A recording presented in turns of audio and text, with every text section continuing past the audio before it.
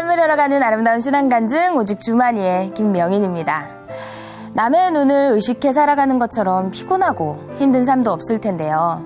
내가 진짜 좋은 사람이 되기보다 좋은 사람으로 보일까에만 이렇게 신경 쓰고 산다면 한 번쯤은 이 시간 찬찬히 이런 자신을 돌아봐야 하지 않을까 생각이 됩니다. 정작 우리에게 가장 중요한 것, 우리가 가장 신경 써야 할 것은 다른 누구도 아닌 바로 나를 위해, 우리를 위해 어떤 고난도 이겨낸 나의 아버지 주님이 아닐까요? 여러분 생각은 어떠신가요? 오늘 이 시간 함께 하시면서 내가 가장 신경 쓰고 있는 대상이 누구인지 한번 생각해 보시기를 바랍니다. 삶을 열어가는 아름다운 신앙간증 프로그램 오직 주만이, 오늘도 주님 앞에서만 좋은 사람이 되고픈 아름다운 믿음의 사람들이 준비하고 있습니다. 먼저 이 자리 은혜롭게 채워주신 분들과 인사부터 나누겠습니다. 춘천 한마음교회 성도님들이십니다. 반갑습니다.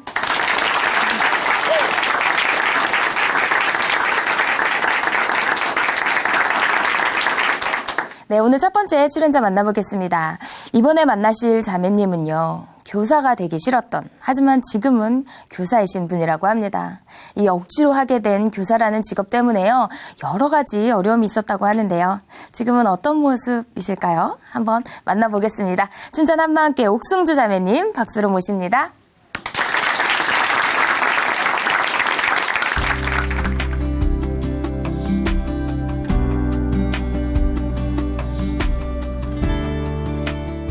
안녕하세요. 춘천 한마음교회 옥승주입니다. 저는 지금 초등학교에서 아이들을 가르치고 있어요. 제가 교사로서 사명감 없이 아이들을 가르쳤을 땐 아이들을 정말 귀찮아했어요. 그러다 제 인생의 참 주인 되신 부활하신 예수님을 만난 후 아이들을 품게 되고 사명감 넘치는 교사로 변하게 된 저의 이야기를 나누고자 합니다. 저는 초등학교 교사만큼은 절대 하고 싶지 않았어요. 그런데 부모님은 제 의사와 상관없이 교대에 가야 한다고 강력하게 밀어붙이시더라고요. 화도 내보고 울며 때를 써봤지만 부모님의 뜻을 꺾기에는 힘이 없었어요. 그래서 일반 대학 두 곳에 원서를 쓰고 교대는 부모님의 눈가림용으로 썼습니다. 그런데 다른 곳은 모두 떨어지고 교대만 떡하니 붙고 만 거예요. 선택의 여지가 없었습니다. 넉넉하지 않은 집안 형편이라 재수는 꿈도 꿀 수 없었거든요. 세상을 다 잃은 것 같은 마음으로 대학에 입학하게 되었습니다. 분명히 교대는 4년제인데 제 기억 속의 대학 생활은 2년밖에 없어요. 정말 다니기 싫어서 걸핏하면 학교에 안 갔어요. 시험 때도 백지를 내고 놀러 다녔고요. 모범생들만 모인 교대생들한테서 찾기 어려운 불량 학생이 저였습니다. 자취방에서 나오기 싫은 날은 우울한 음악을 들으며 누워 있었어요. 보다 못한 친구들이 학교 가자며 자취방에 들러 아무리 세게 문을 두드려도 못 들은 척하고 자버렸어요. 그러다가 3학년 때 우연히 저의 관심을 끄는 강의가 개설되었어요. 그때서야 조금 학교에 다닐만 하더라고요. 임용고시에 합격은 했지만 초등학교 교사가 된다는 사실은 저에게 별 의미가 없었어요. 마음에 안 들면 다른 직업을 구하지 뭐. 이렇게 가볍게 생각을 하고 교사 발령을 받게 되었습니다. 안 그래도 마음에 안 드는 교사 생활이 시작되었는데 처음 맡게 된 반은 유난히 말썽꾸러기가 많은 반이었어요. 아이들을 참 안 좋아하는 저에게 교실에 들어가는 것 자체가 고역이었습니다. 제 귀가 또한 예민해서 아이들이 떠드는 소리는 소음공해 그 자체였어요. 한술 더 떠서 자기 아이만 감싸고 도는 학부모들의 끊임없는 요구는 저를 더욱 지치게 했습니다. 저는 어떤 일에 대해 자세하게 설명하는 것도 다른 사람의 긴 설명을 듣는 것도 질색이었어요. 3학년 담임을 맡았던 어느 쉬는 시간 한 아이가 쪼르르 달려와서 일르기 시작했어요. 선생님, 유치원 때는 쟤랑 사이가 좋았는데요. 1학년 때 저를 놀려서 제가 삐졌거든요. 그래서 2학년 때는요. 어떻게 했냐면요. 세상에. 멀리서 지켜본 바로는 30초도 안 되는 다툼이었는데 유치원 시절까지 거슬러 올라가다니. 들어도 여전히 서론인 이야기를 듣다 못해. 그래서 뭘 말하고 싶은 거야? 제발 결론부터 말해 하고 딱 잘라버렸습니다. 6학년을 2년 연속 맡았을 때에는 피가 거꾸로 솟는 것 같았어요. 하루가 멀다 하고 남학생들은 사고를 쳤어요. 싸우거나 장난을 치다가 다쳐서 응급실에 다녀오는 일이 허다했죠. 하루는 남학생 둘이서 후배들을 괴롭힌 문제로 아침부터 제 심기가 매우 불편해서 반 아이들 전체에게 모두들 행동 조심하라고 경고를 했어요. 그런데 몇몇 여학생들이 화장실에서 들으란 듯이 친구 험담하고 마음에 안 드는 친구 곁을 지나가며 째려보는 등 하지 말라는 행동만 골라서 하는 거예요. 제 말을 우습게 여겼다는 사실 때문에 화가 난 저는 감히 네가 나한테? 이런 마음으로 화가 풀릴 때까지 혼을 냈어요. 아이들의 모습에 대해 언제나 이런 식으로 까칠하고 예민하게 반응하는 저 때문에 교실은 늘 얼음왕국이었습니다. 다시는 맡고 싶지 않은 6학년 담임을 피해 2학년 담임을 지원했어요. 무뚝뚝하고 무서운 제 말투에 놀랐는지 2학년 아이들은 이름만 불러도 눈물을 글썽거리더라고요. 고학년보다 속 썩이는 사유가 단순해지기는 했지만 교직 생활은 여전히 재미없고 지루했어요. 그래서 저는 주어진 업무를 통해 인정을 받으려고 노력하기 시작했습니다. 누가 시킨 것도 아닌데 휴일에도 나가 초과 근무를 하며 열심히 일했어요. 하지만 돌아오는 것은 더 많은 일거리들과 피곤함 뿐이더라고요. 어떤 해에는 아이들의 성적 올리는 것으로 만족을 얻어보려고 했어요. 아이들의 마음은 안중에도 없고 오직 성적 향상을 위해서 모든 활동을 계획하고 진행했죠. 아이들의 시험 성적에 따라 교실 분위기가 좌지우지 되었어요. 아이들의 성적이 올라간다 해도 그 기쁨은 아주 잠시뿐이었어요. 그 다음은 학부모들로부터 듣는 좋은 평판을 낙으로 삼기 시작했어요. 제가 하는 것에 비해 저를 좋게 평가해 주시더라고요. 어느새 저는 학부모들의 인정을 받기 위해 비위를 맞추는 교사가 되어 있었습니다. 이런 저런 것으로 나의 만족을 채우려고 했지만 남는 것은 지친 마음과 허무함 뿐이었어요. 간섭받는 거 싫어하고 내 뜻에 안 맞으면 버럭 화내는 면과 다르게 저는 그 누구보다 소심한 사람이었어요. 다른 사람에게 비춰지는 저의 이미지가 너무나 중요했기 때문에 다른 사람이 나를 어떻게 생각할지 참 걱정되더라고요. 그래서 다른 사람의 반응에 따라 생각이 좌지우지 되곤 했어요. 잠자려고 누우면 나의 행동에 대해 다른 사람이 어떤 생각을 했을지 있지도 않은 일을 염려하다가 잠을 설치곤 했어요. 내 뜻에 안 맞는 행동만 골라서 하는 아이들, 긴장감으로 대해야 하는 동료 교사, 비위 맞춰줘야 하는 학부모, 이들로 가득 찬 학교를 생각만 해도 숨이 막혔어요. 아이들을 향한 분냄과 짜증, 반복되는 우울과 무기력, 밤마다 머릿속 가득 채워지는 염려가 지긋지긋했어요. 여기에서 정말 벗어나고 싶었습니다. 게다가 풀리지 않는 신앙 고민은 저를 더 힘들게 했어요. 모태신앙으로 자란 저는 주일학교에 다닐 때부터 신앙에 대한 고민이 늘 있었어요. 하나는 예수님이 나와 무슨 상관이 있는지 도무지 모르겠다는 거였습니다. 예수님이 십자가에 달려 돌아가시는 영화를 보면 슬픈 분위기가 느껴져 눈물은 났지만 왜 죽으셔야 했는지 알 수 없었어요. 더 큰 고민은 내가 구원받은 사람인가였어요. 예수님과 아무 상관없다 하면서도 내가 천국 가느냐 지옥 가느냐는 정말 걱정되더라고요. 회개하고 복음을 믿으라는 말씀대로 하면 될 것 같은데 도대체 뭘 회개해야 하는 건지 답을 찾을 수가 없었어요. 직장은 직장대로 힘들고 신앙은 신앙대로 답이 안 보이니까 모든 것에서 손을 떼고 사라지고 싶은 마음이 가득했어요. 그즈음 춘천에 신혼살림을 차린 둘째 언니가 저를 자주 불렀어요. 언니와 형부는 만날 때마다 부활하신 예수님 얘기를 하더라고요. 저와 같은 고민을 하던 언니와 형부가 큰 확신에 찬 모습을 보니까 부활하신 예수님만 제대로 믿으면 내가 살겠구나 싶었어요. 예수님의 부활이 역사적 사건이라는 말씀 자체가 놀라웠어요. 예수님이 정말 부활하셨다면 예수님은 하나님이시구나. 그렇다면 긴가민가 했던 성경 말씀도 전부 사실이고 보지 못해서 확신할 수 없었던 영적인 세계도 정말 있는 거구나.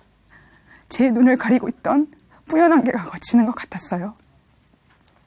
그렇게 부활하신 예수님에 대해 계속해서 말씀을 듣던 어느 날 기도하는데 지금 너에게 나는 누구냐? 예수님께서 저에게 물으셨어요. 저는 너무나 상투적으로 부활하셔서 주와 그리스도가 되셨다면서요. 이렇게 대답하고 있었어요.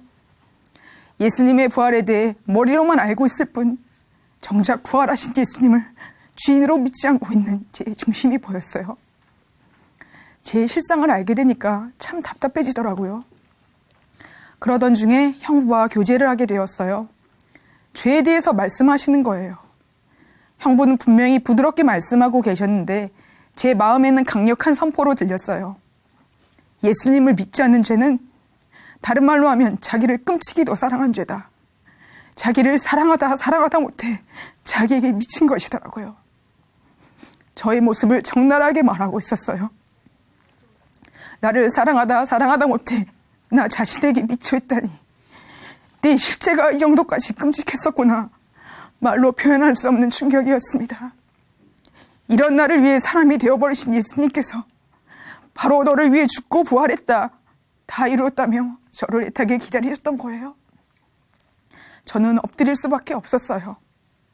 하나님 아버지, 죄송합니다. 당신께서 보내신 예수님을 믿지 않고 있었습니다. 죽으시고 부활하셔서 믿을 수 있도록 이렇게까지 분명히 보여주셨는데도 여태껏 내가 내 인생의 주인 되어 살았습니다. 예수님을 무시하고 짓밟은 채 나만을 사랑하고 신뢰했던 이 완악한 중심, 이 무감각한 중심을 용서해 주세요.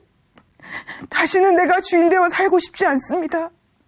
부활하신 예수님이 저의 주인이신 것이 마땅합니다. 그제서야 저와 예수님과의 관계가 선명해졌어요. 예수님은 저의 참 주인이셨어요. 저와 예수님과의 관계가 선명해지자 예수님의 십자가와 부활이 바로 저를 위한 것이라는 걸 알게 되었어요. 구원받았는지 고민만 하던 것은 바로 그분과의 관계를 알지 못했기 때문이었어요. 지금까지 내 삶이 왜 이렇게 힘들었는지도 알겠더라고요. 내가 주인이니까 내 감정, 내 계획, 내 자존심, 내 명예를 누가 조금이라도 건드리거나 방해하면 참을 수 없었던 거예요. 하지만 그랬던 저는 예수님과 함께 죽었고 예수님을 위해 사는 새 피조물이 되었습니다. 네. 제가 교직 생활을 하면서 단단히 붙잡고 있는 말씀이 하나 있는데요. 바로 포로된 자에게 자유를, 눈먼 자에게 다시 보게 함을 전파하며 눌린 자를 자유케 하고라는 말씀이에요. 이 말씀은 저를 학교로 보내신 예수님의 마음 앞에 늘 서게 해줘요. 정말 포로되고 눈멀고 눌린 아이들이 교실마다 가득하거든요. 입술을 열어 복음을 전하지 않으면 이 아이들이 평생 비참한 삶을 살 수밖에 없구나. 이 말씀으로 제 신분을 꼭 붙들고 달려가게 되었습니다. 하루는 우리 학교 2학년 아이가 하교 후에 교통사고로 세상을 떠나는 일이 생겼어요. 저뿐만 아니라 아이들 모두 너무 깜짝 놀랐습니다. 이 땅에 오는 것은 순서가 있지만 가는 것에는 순서가 없다는 것을 알고는 있었죠. 그런데 이 소식을 듣고 나니 더 이상 여유를 부리면 안 되겠다는 급한 마음이 들었어요. 학교에서 만나는 사람마다 복음을 전하기 시작했어요. 옛 제자, 지금 제자 가릴 것 없이 무조건 전했어요. 학교를 방문하신 보험 아줌마, 건강식품 아줌마에게도 복음을 전했습니다. 전하면 전할수록 하나님께서는 길을 열어주셨어요. 신우의 선생님들과 팀워크를 이루게 하셨죠. 신우의 선생님들께서 각자 담임을 맡은 아이들을 모아주셨어요. 한 교실에 여러 반 아이들이 함께 모여 예배를 드렸는데요. 예수님 만나러 왔어요 하며 교실에 들어서는 아이들의 맑은 목소리를 생각하면 지금도 마음이 설레이고 감격이 됩니다. 아이들 예배를 함께 챙겨주셨던 신우의 선생님들의 마음은 더욱 뜨거워졌고 함께 전도와 양육에 힘쓰게 되었습니다. 그 후에 정말 특별한 아이들을 계속 만나게 되었어요. 몸의 모든 근육이 서서히 굳어가는 희귀병을 가진 아이, 한 손에 손가락이 전부 없는 절치장애 아이, 부모로부터 어릴 때 학대를 받아 인지와 정서에 문제가 생긴 아이, 심각한 게임 중독에 걸려 눈에 초점이 없던 아이, 자폐아, ADHD, 정신지체, 지체 부자유 아이들을 담임했어요. 그런데 놀라운 것은 조금만 집중 안 해도 까칠해지고 예민했던 제가 아이들의 긴 이야기를 딱 잘라버리던 제가 이 아이들을 품고 기다려주는 교사가 되었다는 겁니다. 도저히 감당할 수 없는 문제를 가진 아이들에게 복음을 전해주며 품어주니 아이들이 변하기 시작했어요. 어느 해 맡은 고학년 아이는 유난히 폭력적인 글과 그림을 좋아했어요. 특히 끔찍하고 잔인한 장면을 아주 구체적으로 잘 그리고 글로 묘사하는 능력도 뛰어났어요. 한 번은 국어 시간에 자살나무라는 시를 썼더라고요. 마치 자살에 대해 깊은 고민을 평생 해온 나이 많은 어른처럼 썼어요. 그리고는 선생님, 저도 미치겠습니다. 이런 생각밖에 안 나요라고 한 줄을 덧붙였는데 저에게는 그 말이 살려달라는 외침으로 들렸어요. 한시가 급했어요. 곧바로 아이에게 복음을 전해주기 시작했습니다. 놀랍게도 아이는 너무나 기쁘게 예수님을 영접했어요. 자기만의 세계에 푹 빠져 있고 눈을 제대로 맞추지 못했던 아이의 얼굴이 편안해지고 소통이 되기 시작했어요. 한 학기 동안 달라진 아이를 지켜본 친구들은 2학기에 부회장으로 뽑아주었고 아이는 친구들의 사랑을 받으며 최고의 2학기를 보내는 일도 있었습니다. 제가 담임을 맡지는 않았지만 유독 눈이 가는 아이가 있었어요. 그 아이의 어머니는 몇 년 전 갑자기 돌아가셨어요. 밝아 보이려는 행동 너머로 아이의 슬픈 마음이 느껴지니까 아이와 마주칠 때마다 기도하게 되었어요. 기회가 닿아 아이와 친해지게 되었는데 고등학생인 언니가 학교 생활을 많이 힘들어한다고 말하는 거예요. 언니는 우울증 때문에 치료를 받고 있고 화가 나면 이성을 잃고 주먹을 휘둘러 학교에서 징계를 받기도 했어요. 집에서는 아빠와 관계가 좋지 않아 원수처럼 지낸다고 했고요. 얼마 후 그 언니를 직접 만났는데 이런 모습에서 벗어나 변화되기를 간절히 원하더라고요. 그래서 너가 아무리 마음을 굳게 먹어도 얼마 지나지 않아 한계에 부딪힐 거야.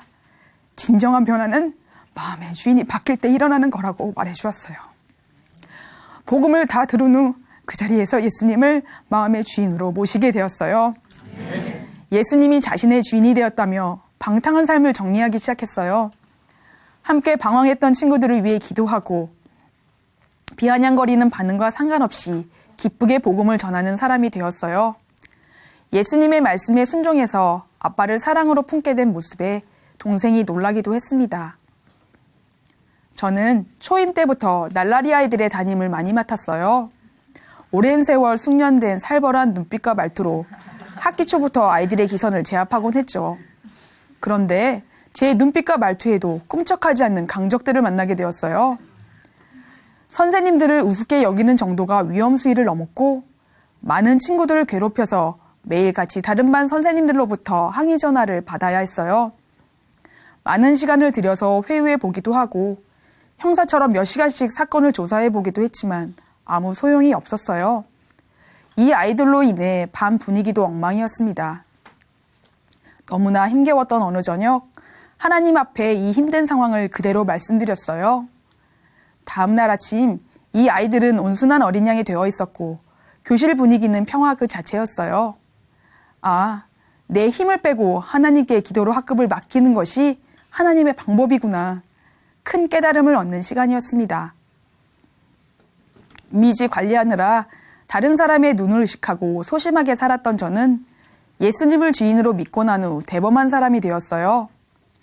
주와 복음을 위해서라면 앞뒤 가리지 않고 기쁘게 돌진하는 저의 모습을 보고 신우의 선생님께서는 잔다르크라는 별명까지 지어주셨어요.